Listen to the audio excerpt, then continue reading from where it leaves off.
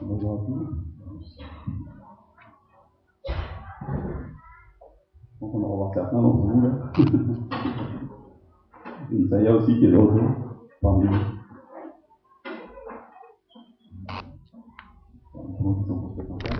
Je vous invite à ouvrir vos Bibles. Dans la première lecture de Pierre, le chapitre 4. 1 Pierre, chapitre 4.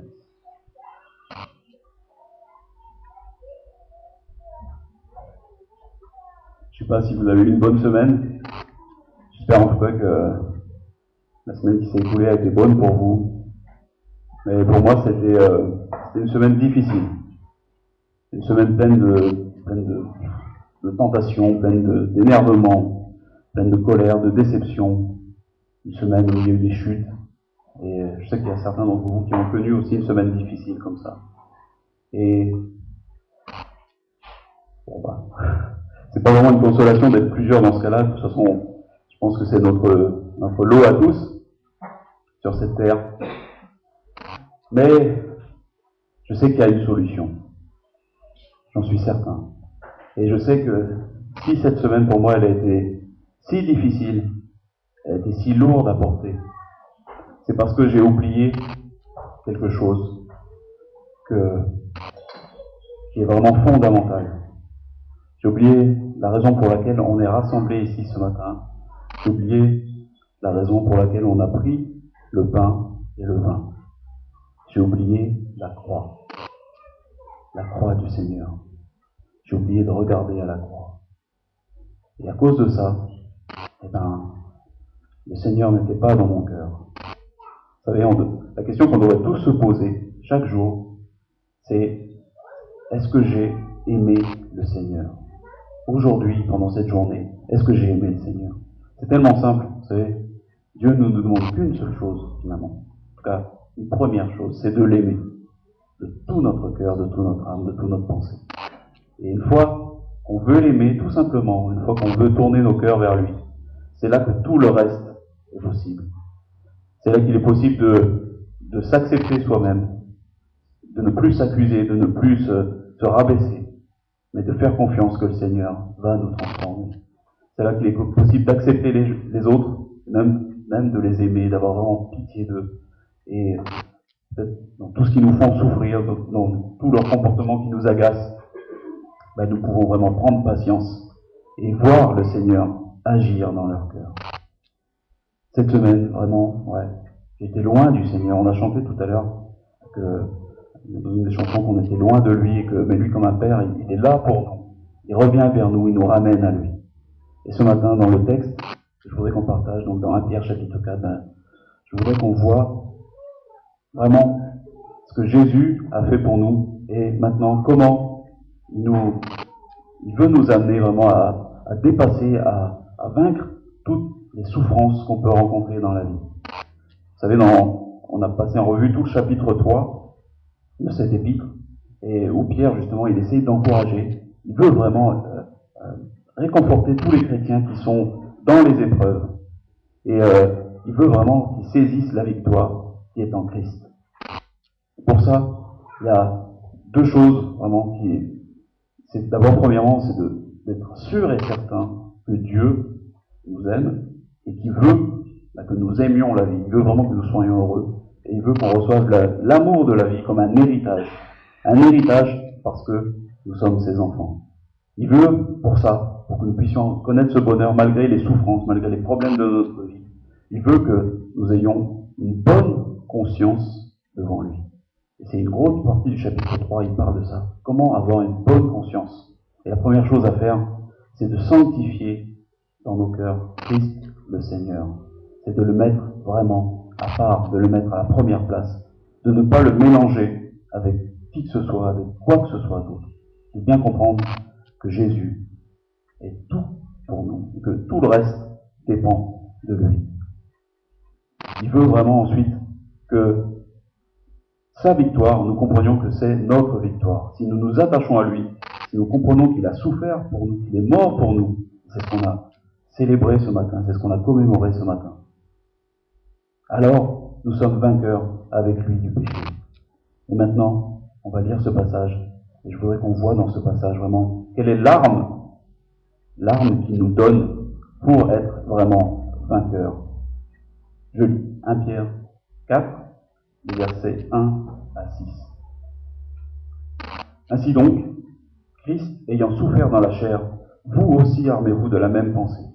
Car celui qui a souffert dans la chair en a fini avec le péché, afin de vivre non plus selon les convoitises des hommes, mais selon la volonté de Dieu, pendant le temps qu'il lui reste à vivre dans la chair.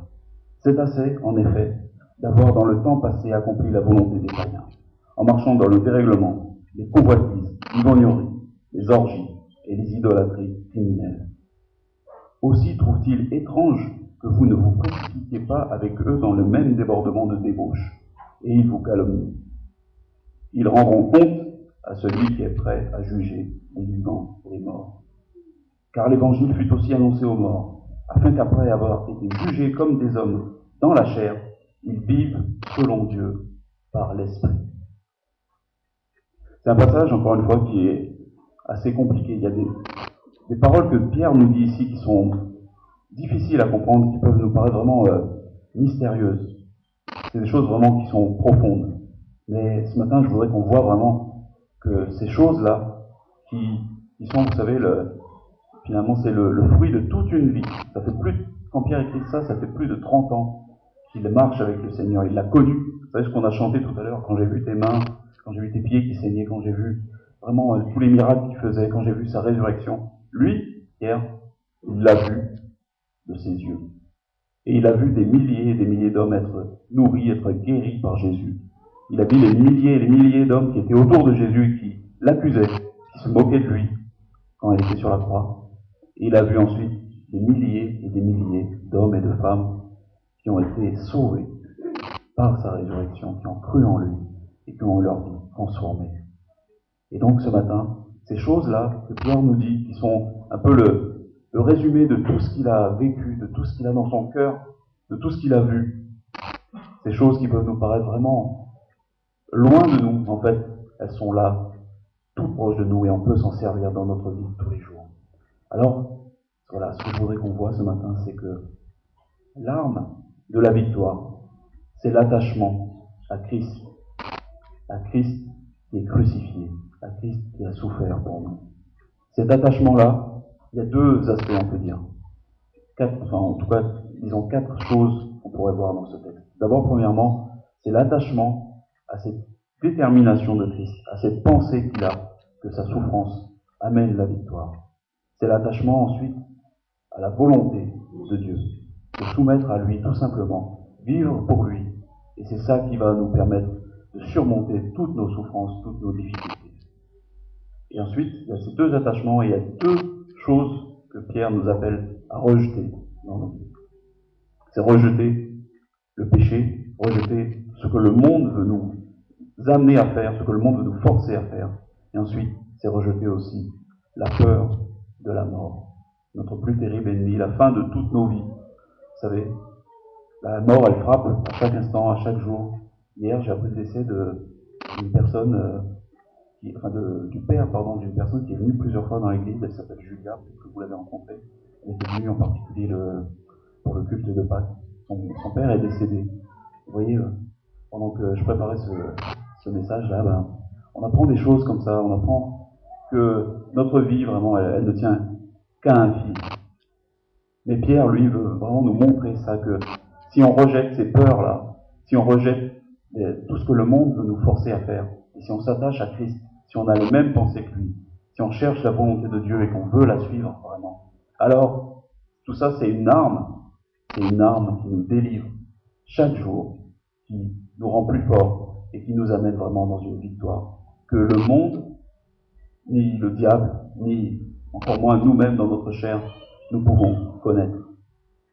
L'attachement, premièrement, à la pensée de Christ. Il dit au verset 1, « Ainsi donc, Christ, ayant souffert dans la chair, vous aussi armez-vous de la même pensée. » Quand il dit ça, il répète en fait ce qu'il avait dit un petit peu avant au verset 18, dans le chapitre 3, quand il dit « Christ aussi a souffert une fois pour les péchés, lui juste pour des injustes, afin de nous amener à Dieu. Il a été mis à la mort quant à la chair et rendu vivant quant à l'esprit. La semaine dernière, vous savez, notre frère Narcisse, je ne sais pas si vous étiez là quand il a prêché, il nous a exhortés à vraiment montrer notre foi. Il nous a posé la question, est-ce que vraiment notre foi est vivante? Est-ce qu'elle se manifeste autour de nous? Est-ce que nous ne sommes pas comme Nicodème qui vient voir Jésus de nuit, qui est là en cachette, et puis qui n'ose pas se montrer, mais petit à petit qui prend de l'assurance, et qui finit par être là, présent, au jour, juste après la crucifixion, quand on doit mettre Jésus au tombeau. Mais avant ça, combien de fois Nicodème a manqué, vous savez, des occasions de témoigner, des occasions de montrer sa foi et de changer peut-être des vies tout autour de lui. Parce qu'il a eu honte, parce qu'il a eu peur, parce qu'il ne voulait pas souffrir. Il ne voulait pas souffrir injustement à cause de la moquerie, à cause du rejet dont Jésus était l'objet. Il ne voulait pas s'attacher à Jésus. Il ne voulait pas être vu avec lui. Il est venu en pleine nuit. Ensuite, quand on accusait Jésus, il a essayé de le défendre, mais pas directement. Et finalement, voilà, nos vies à nous, est-ce qu'elles montrent ça? Est-ce qu'elles montrent un véritable attachement au Seigneur? Et ce que notre frère Narcisse nous a fait partager la semaine dernière, ça m'a vraiment touché. Mais on peut, voilà, ce qui se voit à l'extérieur, en fait, et c'est ça le fondement vraiment de la Bible, du christianisme. Ce qui se voit à l'extérieur, ça doit être la manifestation de quelque chose qui est à l'intérieur de nous. Ça doit être la manifestation d'une vie nouvelle. Vous savez, l'apôtre Jean, c'est lui qui a écrit donc l'histoire de Nicodème dans son évangile et aussi dans son épître. Il nous parle souvent de cette vie nouvelle et il nous dit que Dieu a mis en nous une semence nouvelle et que nous sommes maintenant nés de Dieu. Cette nouvelle naissance, c'est la naissance d'en haut, c'est une régénération, c'est une semence nouvelle qui est en nous. Et cette semence nouvelle, elle est incorruptible, elle ne peut pas se salir. Si nous souffrons dans nos vies, je pense qu'il y a vraiment 3 raisons en gros. La première, c'est que nous sommes mortels, nous sommes faibles, nous sommes tous sujets aux maladies, nous sommes tous sujets aux accidents, à tout ce qui peut arriver, tous les aléas qu'il y a autour de nous, tous ces risques qu'il y a autour de nous, et un jour ou l'autre, forcément, on finit par avoir un accident, on finit par tomber malade, on finit par souffrir d'une manière ou d'une autre. Ça, c'est la première source, et je pense que c'est la plus commune. Nous sommes tous pécheurs, nous sommes tous enfants d'Adam, nous sommes nés dans le péché. Nous vivons dans ce péché, c'est-à-dire dans la mortalité, dans la faiblesse. Ensuite, l'autre raison pour laquelle on souffre, c'est aussi parce que, puisque nous sommes pécheurs, bien souvent nous faisons du mal. Je dirais même peut-être tous les jours. Et d'une manière ou d'une autre, ce mal-là, il faut le payer. On récolte ce qu'on sème. Et souvent, les punitions qui nous sont infligées ou qui nous arrivent, on ne sait pas trop comment, mais ces punitions-là, elles entraînent évidemment la souffrance. Et plus on endurcit notre cœur, plus on cherche à fuir, plus on cherche à refuser de payer le prix de nos fautes, plus les punitions vont devenir élevées, plus les souffrances vont devenir lourdes à porter au bout du compte. Il y a ces 2 raisons de souffrir. Mais ici, quand l'apôtre Pierre nous parle de souffrance, il parle plutôt de la bonne raison de souffrir. Souffrir parce que nous sommes avec le Seigneur. Souffrir parce que le péché tout autour de nous, et même le péché en nous, ne peut pas supporter que nous soyons avec Christ, que nous soyons attachés à lui. Et cette souffrance-là, c'est vraiment peut-être la plus difficile à supporter. Parce que, comme Pierre le dit, finalement, vaut mieux souffrir pour la justice que à cause de nos injustices, à cause de nos fautes. Ça, c'est vrai. Mais souffrir parce qu'on est juste, justement, c'est le comble de ce qui est injuste, le comble de ce qui est incompréhensible. Pourtant, notre Seigneur, lui, a souffert. Il a souffert pour nous jusqu'à la mort. Et il a souffert parce qu'il savait que cette souffrance-là, que cette mort vers laquelle il allait, elle allait donner la vie. Elle allait vraiment transformer le monde. Jésus, il avait cette pensée-là en lui, que sa souffrance n'était pas inutile. Elle était injuste, oui, de l'injustice, mais elle allait porter des fruits au-delà de tout ce qu'on pouvait imaginer, parce que cette souffrance, elle allait payer pour nous le prix de nos péchés. Celui qui s'attache à Jésus, qui lui a donné son cœur, celui-là, il est né de nouveau, il est né de Dieu. Celui-là, plus rien ni personne ne pourra le sortir du royaume de Dieu, le sortir de la main du Seigneur. Et je prie vraiment pour que ceux d'entre nous ici qui n'ont pas donné leur cœur au Seigneur, vraiment qui n'ont pas reconnu qu'ils sont pécheurs, qui n'ont pas reconnu qu'ils ne peuvent rien, sans avoir l'amour de Christ dans leur cœur, sans avoir sa vie en eux. Je prie pour que cela, aujourd'hui même, il n'y a pas besoin d'attendre, se donne véritablement au Seigneur.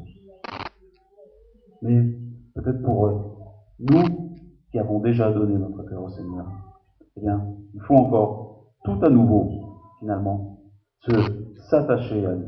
Parce que le péché en nous, parce que les puissances qu'il y a dans ce monde, finalement, nous attirent loin du Seigneur.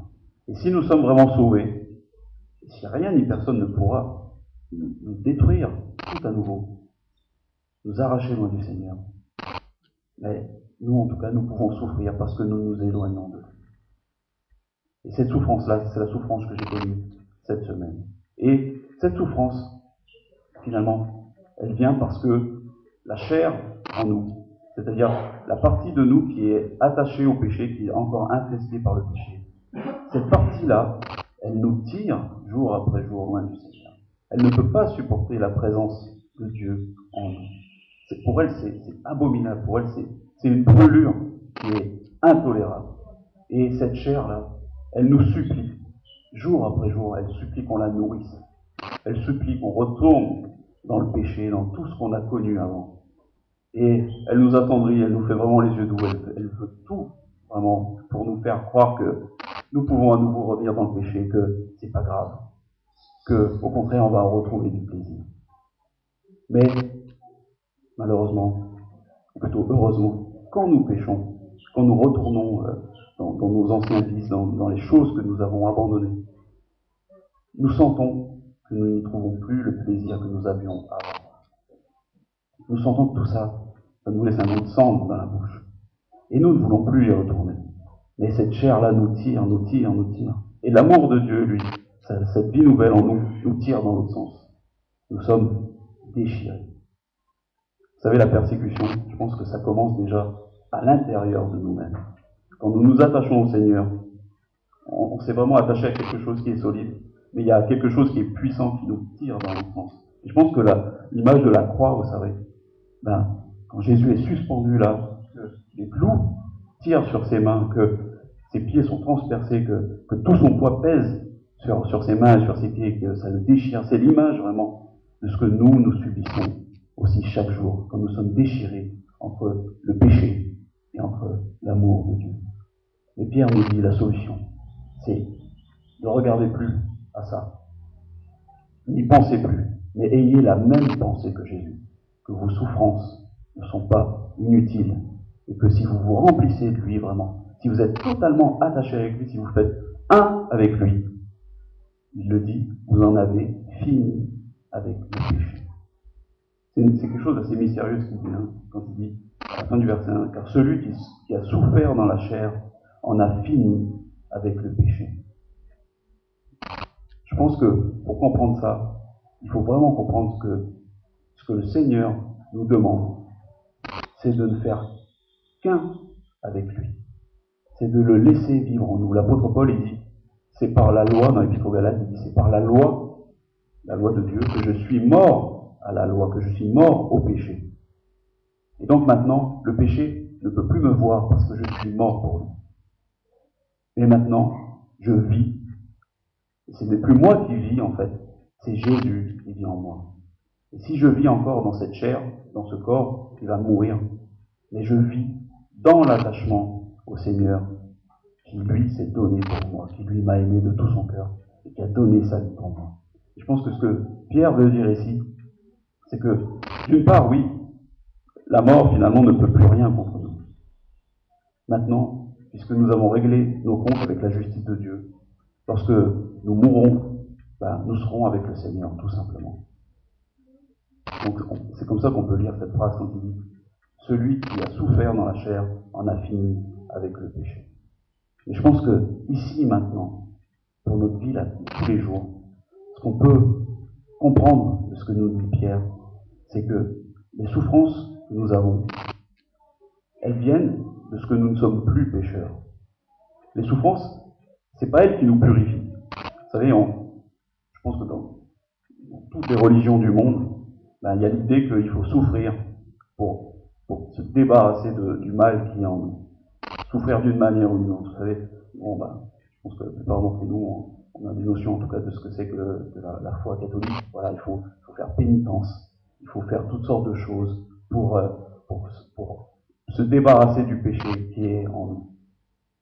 Dans d'autres religions, dans d'autres philosophies comme le bouddhisme, voilà, c'est par l'ascèse, c'est-à-dire c'est en se privant de tout que petit à petit notre esprit doit se détacher de notre corps et qu'on doit être finalement détaché de tout ce qui nous fait souffrir.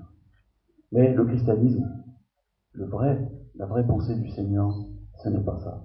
C'est de nous dire que si nous souffrons, parce que nous faisons des bonnes choses, en fait, cette souffrance-là, c'est pas elle qui nous purifie, mais si nous souffrons, c'est la preuve que Dieu est en train de changer notre cœur, que Dieu est en train de purifier notre cœur, qu'il le brise petit à petit pour construire un cœur nouveau en nous.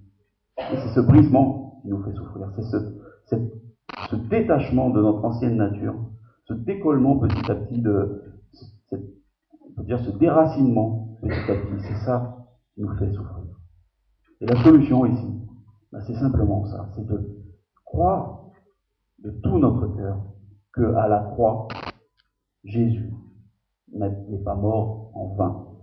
Et que les souffrances que nous avons, parce que nous sommes, nous aussi, crucifiés avec lui. Ces souffrances-là, d'une part, elles ne vont pas durer éternellement, et d'autre part, dès maintenant, elles portent du fruit. Cette pensée-là, c'est vraiment, je pense, l'idée qui a animé la vie de tous les apôtres, de tous ceux qui se sont vraiment donnés au Seigneur. Et certains d'entre eux, même la plupart, sont morts en martyrs. Mais justement, au jour où ils ont dû donner leur vie, ils n'avaient plus aucune honte, ils n'avaient plus aucune peur. Peut-être qu'ils avaient été comme Nicodème avant, et peut-être comme Pierre aussi, ils avaient renié le Seigneur, ils avaient eu peur. Mais là, maintenant, au moment suprême, l'amour de Dieu avait tellement rempli leur cœur. La vision de la croix, toute leur vie, les souffrances de Jésus avaient tellement rempli leur âme de paix, et ils avaient tellement compris à quel point Jésus les avait aimés, que maintenant, ils n'avaient même plus peur de donner leur vie. Ils n'avaient même plus peur que les bourreaux leur fassent du mal et finalement les arrachent de cette terre. L'attachement à cette pensée-là, à cette détermination qu'avait Jésus, en sachant qu'il allait vraiment à la mort de la croix, la pire mort qui existait, en tout cas à cette époque-là, la plus infâme, la plus terrible. Jésus savait que cette mort, elle allait donner la vie à des milliers, des millions d'âmes qui étaient vraiment dans les ténèbres, qui étaient dans la souffrance. Et chaque jour, ce que je voudrais simplement vous encourager à faire, c'est peut-être de vous remplir des récits, vous savez, de la crucifixion, des dernières heures que Jésus a vécues sur cette terre. C'est pas quelque chose de morbide, c'est pas quelque chose de, vous savez, on n'est pas là pour pleurer un bon coup, pour être tous unis dans la tristesse, dans la souffrance, dans le chagrin, et puis après on repart le cœur léger parce que ça y est, on s'est soulagé, on s'est vidé de toutes nos peines. Non, on n'est pas là pour ça.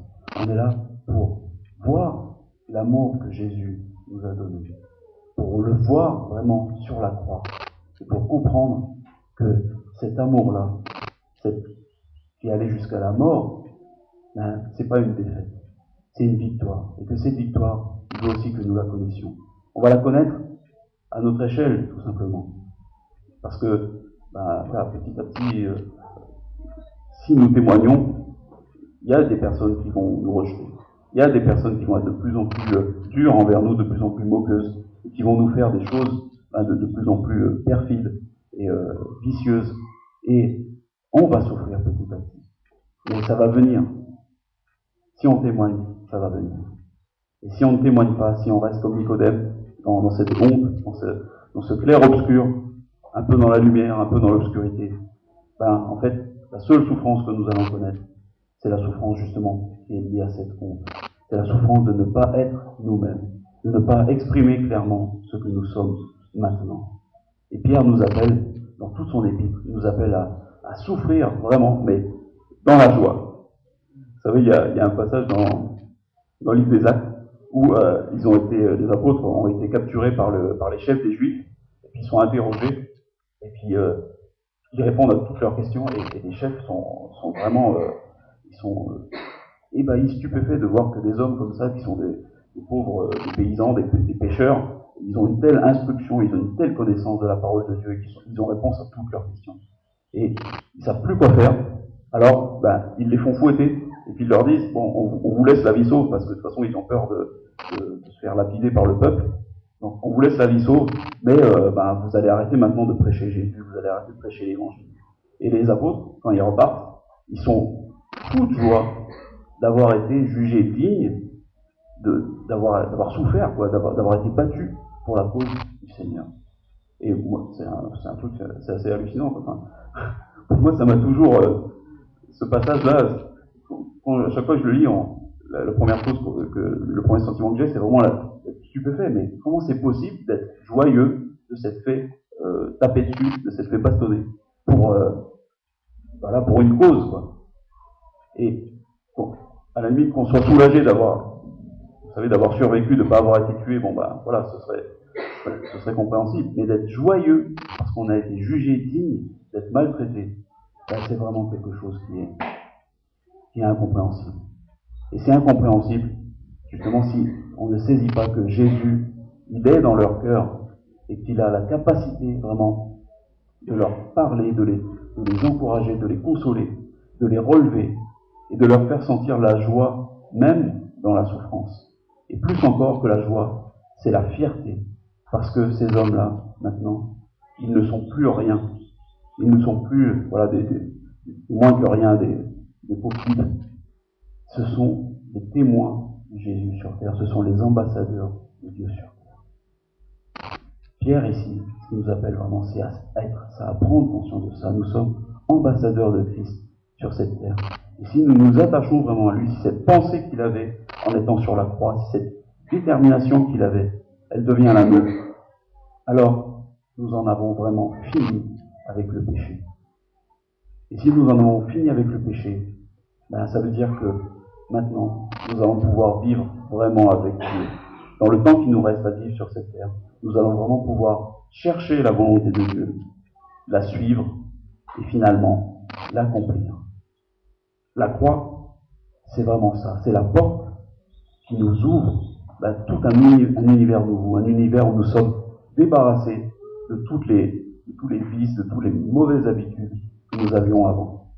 Elles vont revenir, elles vont nous agresser, elles vont essayer de s'infiltrer par nous. Si elles ne peuvent pas nous avoir par la douceur, par la tentation, elles vont nous avoir par l'intimidation, par l'agression. Si de l'intérieur de nous, nous n'acceptons pas de retourner vers le péché, alors tout autour de nous, il y a des forces qui vont se lever contre nous pour nous pousser à pécher.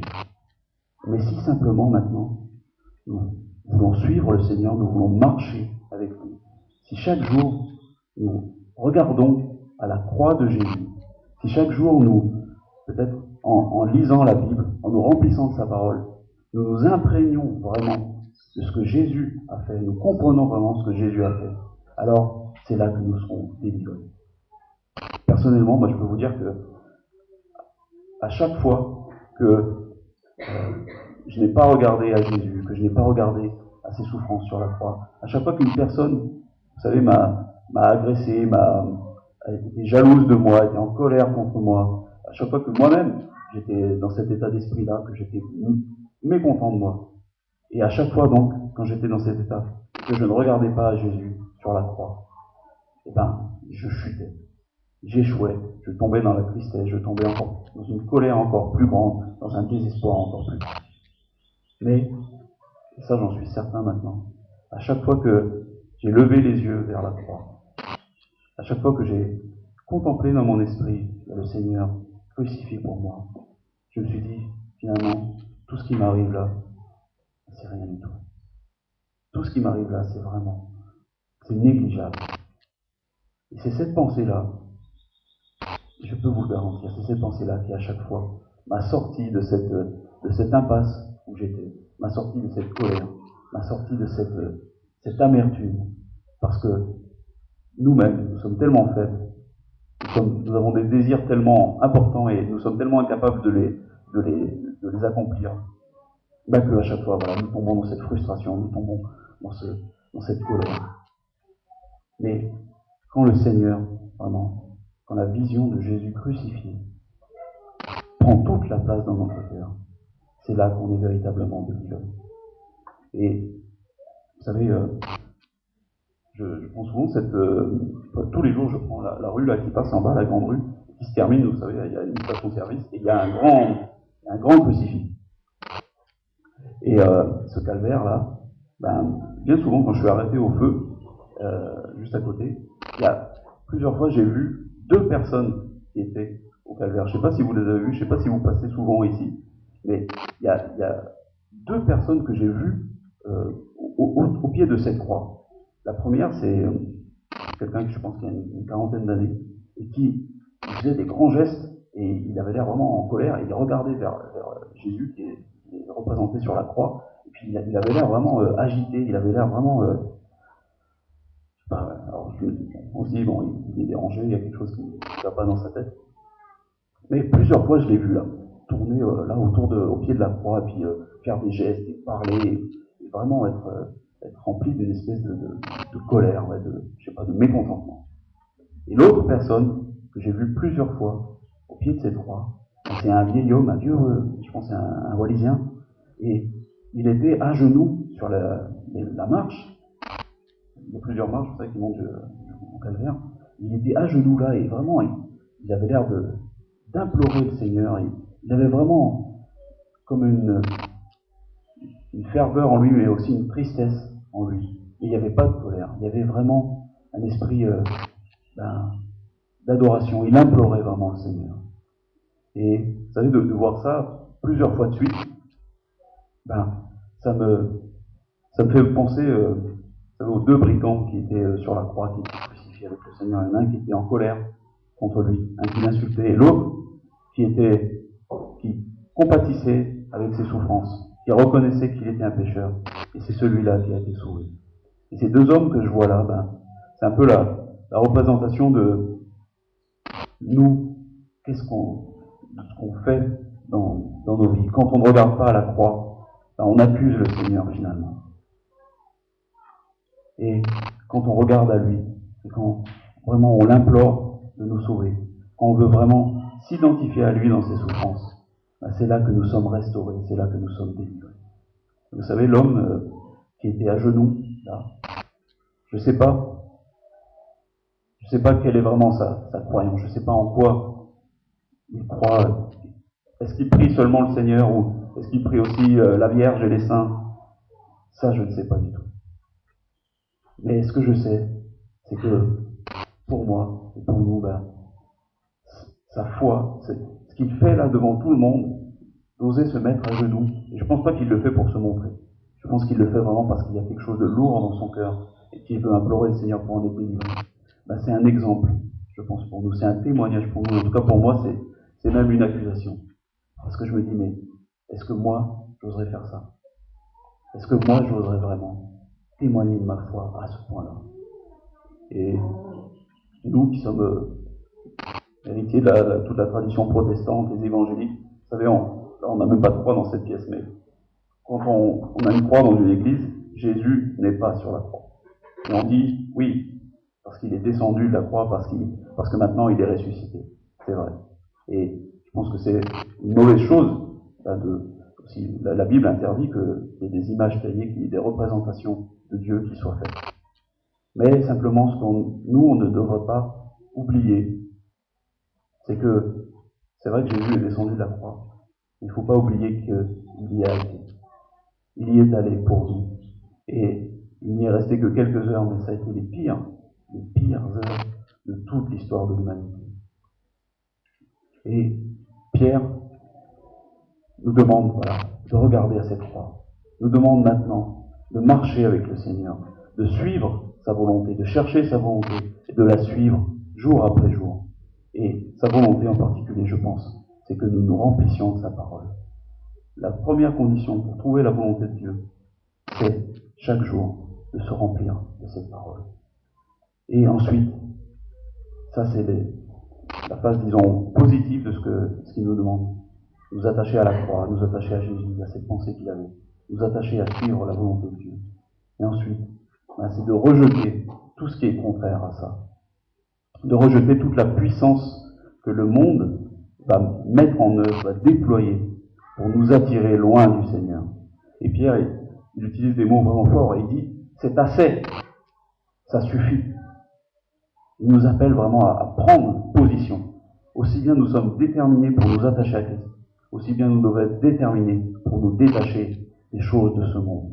Et il y a dans tous les péchés, dans tous les vices qu'il cite, il dit, en marchant dans le dérèglement, dans les convoitises, dans l'ivrognerie, dans les orgies, il y a toutes ces choses-là, je pense qu'elles sont évidentes. Mais il y a la dernière, quand il parle des idolâtries criminelles. C'est peut-être la chose la plus forte qu'il y a en nous, ces idolâtries criminelles. Vous savez, j'ai dit tout à l'heure, lorsqu'il avait parlé au chapitre 3, la première condition pour être délivré, il dit sanctifier dans nos cœurs Christ le Seigneur. Mettez à part Christ dans vos cœurs. Donnez-lui une place vraiment à part. L'idolâtrie, c'est mettre d'autres choses que Christ à la première place. C'est s'attacher à des choses dont on pense qu'elles vont nous sauver, dont on pense que c'est elles qui vont nous rendre heureux, mais qui en fait, ces choses-là, elles vont nous amener au crime. Et effectivement, n'importe quelle idolâtrie, quelle qu'elle soit, on pense que par exemple on a besoin d'aller au bingo, de jouer de l'argent pour être heureux, peut-être pour gagner de la fortune, pour avoir de l'argent, vraiment être délivré de tous nos soucis. Quoi que ce soit qui prend la place du Seigneur dans notre cœur, c'est criminel, parce que pour pouvoir nous délivrer de ça, il a fallu qu'un crime soit commis. On en revient encore une fois à la croix. Il fallait que Jésus meure pour nous, et qu'il meure injustement, pour que nous puissions être délivrés même de nos plus petits défauts. Cette semaine, vraiment, pour moi, ça a été une semaine où tous ces vices-là, toutes ces choses anciennes que j'avais oubliées, elles me sont retombées dessus. Elles m'ont vraiment agressé tout à nouveau. Et finalement, si elles ont pu me mener la vie vraiment très dure pendant cette semaine-là, c'est pas de leur faute, mais c'est de ma faute à moi. C'est parce que je ne me suis pas attaché au Seigneur. C'est parce que je ne me suis pas rempli de sa parole. C'est parce que je n'ai pas regardé à la croix. Et puisque je n'ai pas fait ça, alors je n'ai pas eu la force de les repousser, toutes ces choses. Je n'ai pas eu la force de dire, ça suffit. Vraiment, je voudrais vous encourager ce matin. Peut-être que vous êtes dans ce cas-là. Peut-être que vous êtes dans le creux de la vague. Peut-être que vous êtes dans cette obscurité-là, ce trou où tout ce que vous avez abandonné, tout ce que vous ne voulez plus maintenant est en train de vous retomber dessus.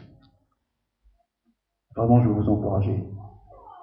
Sachez que, simplement, si vous avec le Seigneur dans votre cœur, si vous prenez cette décision-là de dire non à tout ça, même si les gens se moquent de vous, même si autour de vous, vous êtes vous êtes seul, les gens ne vous comprennent pas et comme dit Pierre, ils trouvent vraiment étrange, ils trouvent vraiment scandaleux que vous ne veniez plus avec eux dans tout ce qui faisait de mal. Vous ne serez pas seul, parce que le Seigneur sera véritablement dans votre cœur. Et rien ni personne ne pourra vous arracher de sa main. Et la dernière chose que Pierre nous appelle à rejeter, c'est finalement peut-être le pire qui pourra nous arriver, c'est la mort. Pierre nous appelle vraiment à ne plus avoir peur de la mort. Et il nous dit ceci, c'est encore une parole qui est difficile, il dit « L'évangile fut aussi annoncé aux morts, afin qu'après avoir été jugés comme les hommes dans la chair, ils vivent selon Dieu par l'Esprit. » Une chose est certaine, tous ceux qui font du mal seront jugés. Il l'a dit juste avant, ne vous inquiétez pas de tous ceux qui vous persécutent, ils rendront compte à celui qui est prêt à juger les vivants et les morts. Mais il y avait une grande question à l'époque, en particulier pour les premiers chrétiens à qui Pierre parlait. Ils se demandaient, mais si nous sommes vraiment sauvés, si nous avons la vie éternelle, et si on meurt avant que Jésus soit revenu, mais qu'est-ce qui va se passer? Est-ce qu'on est quand même perdu? Et bien souvent, les païens, les gens qui étaient ennemis des chrétiens, se moquaient d'eux. Parce qu'ils disaient, mais vous parlez de ça, vous parlez de la vie éternelle, vous dites que Jésus vous a sauvés, mais vous voyez, il y a un tel et un tel qui sont déjà morts parmi vous. Alors, où est-ce qu'ils sont? Vous voyez, un tel et un tel sont malades, ils ont été blessés, il leur est arrivé des accidents, des choses comme ça. Alors, où est votre Jésus? Elle est où votre vie éternelle? Pierre, simplement ce qu'il dit ici, c'est que ceux qui ont entendu l'évangile et qui sont morts, et qui ont accepté cet évangile-là, qui ont mis Jésus à la première place dans leur cœur, alors ceux-là, ils sont avec le Seigneur. Dans leur vie, ils ont souffert tout ce que nous tous, qui sommes mortels, nous souffrons. L'évangile, ça ne les a pas préservés de ces souffrances-là. Mais maintenant, par contre, ils sont délivrés du pire. Ils sont délivrés du jugement final de Dieu. Sur cette terre, ils ont connu un certain nombre de choses qui ont été les jugements pour le mal qu'ils ont pu faire, qui ont été les punitions pour les mauvaises actions qu'ils ont eues même en tant que chrétiens. Mais ces punitions-là, elles ne sont pas éternelles. Vous savez, dans un des psaumes, je crois que c'est le psaume 51, le roi David nous dit que la colère de Dieu dure un instant, mais que sa grâce dure toute la vie. Et ce que Pierre voudrait dont on soit vraiment rempli ce matin, c'est ça, c'est que si nous rejetons le monde, si nous ne lui faisons pas confiance, et si nous rejetons aussi la peur de la mort, si nous avons vraiment confiance que le Seigneur nous a délivrés pour toujours, que même la mort ne peut pas nous éloigner de lui, que même les maladies que nous pouvons avoir, les accidents, toutes ces choses-là, toutes ces souffrances que nous pouvons connaître, ne sont pas des punitions éternelles, ne sont pas le rejet que Dieu manifeste envers nous. Si nous avons cette confiance-là, alors nous sommes vraiment les plus heureux des hommes, nous sommes vraiment attachés à lui pour toujours. Juste pour finir, voilà. La croix, ça devrait être pour nous, je pense, chaque jour, voilà, l'endroit vers lequel on devrait lever nos yeux. On n'a pas forcément besoin d'avoir une croix dans la ville, et encore moins peut-être avec Jésus dessus. Mais, vous savez, même ces choses-là, parfois, elles sont nécessaires, parce que nous sommes des hommes, nous sommes faibles, nous vivons dans un corps, et nous avons besoin de voir des choses. Dieu nous a donné sa parole. Chaque jour, ce livre-là, finalement, c'est la présence de Dieu dans nos vies. C'est pas un livre magique.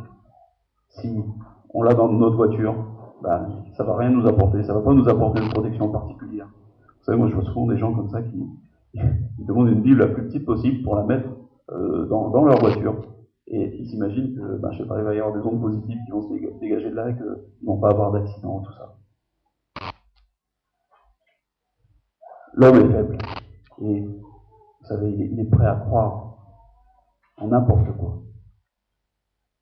Et c'est là qu'il faut se méfier, comme dit Narcisse, il faut se méfier de nos émotions. Mais nous avons aussi besoin, comme dit l'apôtre Paul, d'avoir en nous les sentiments qui étaient en Jésus-Christ. Et ces sentiments-là, ils sont produits je pense, par la vision de ce que Jésus a fait pour nous en montant sur la croix. Il a vraiment été élevé en voulant le détruire, en voulant le rabaisser. Ceux qui l'ont tué, en fait, ils l'ont élevé au-dessus de tous les hommes.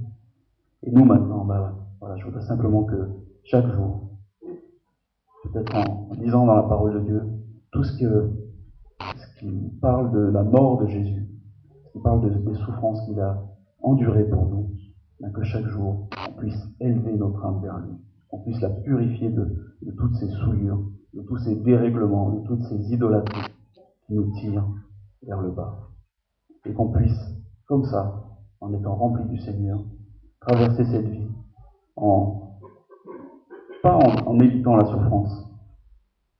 La souffrance est vraiment inévitable. Mais en ayant la victoire sur toutes ces puissances-là, sur toutes ces choses mauvaises. Je vous invite à incliner un peu. Seigneur notre Dieu, tu vois notre faiblesse à tous. Si nous sommes ici ce matin, c'est pas parce que nous sommes parfaits, Seigneur, mais c'est parce que nous sommes des pécheurs. Et le péché, les mauvaises intentions, les mauvaises pensées sont en nous, Seigneur. Nous avons besoin d'en être délivrés. Et j'ai confiance que jour après jour, c'est ta parole qui nous purifie, c'est ta parole qui est l'eau pure qui nous lave, qui remplace en nous tout ce qui était mauvais par les pensées qui viennent de toi, Seigneur, par toutes ces bonnes choses qui viennent du ciel et qui sont là pour nous nourrir. Jésus a dit que sa nourriture, c'était d'accomplir ta volonté, Seigneur. Et c'est ce que nous voulons faire ce matin, Seigneur, tu vois nos cœurs. Nous voulons nous attacher à Jésus, nous voulons avoir cette même détermination qu'il avait et être confiant que toutes nos souffrances, elles vont vraiment tourner pour notre bien et pour le bien des personnes autour de nous. Seigneur, aide-nous simplement à te suivre, à écouter ta parole. Aide-nous simplement à rejeter ce monde, à ne plus avoir peur de rien, ne plus avoir peur de la mort. Et aide-nous, voilà, pour que cette croix de Jésus, elle soit tout pour nous, elle soit le centre de notre vie. Et elle soit la chose que nous allons montrer tout autour de nous, pour que tous nos proches, toutes les personnes pour qui nous avons de l'affection, toutes les personnes pour qui nous prions, que ce soit vraiment la croix qui les amène à toi, Seigneur.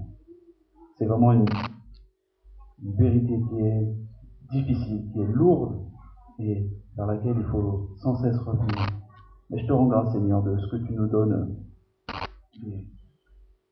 Ta parole est aussi des exemples tout autour de nous, de gens qui sont tournés vers toi, Seigneur, et qui veulent vraiment te suivre.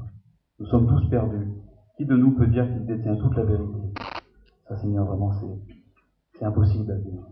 Mais nous savons que toi, tu es vraiment puissant dans nos âmes, dans nos cœurs, dans notre intelligence, et que si nous nous tournons entièrement vers toi, tu vas nous amener vraiment dans la lumière. Tu vas nous amener dans la victoire, Seigneur. Et tu vas nous amener dans la paix et dans la joie. Par Jésus, notre Sauveur. Amen.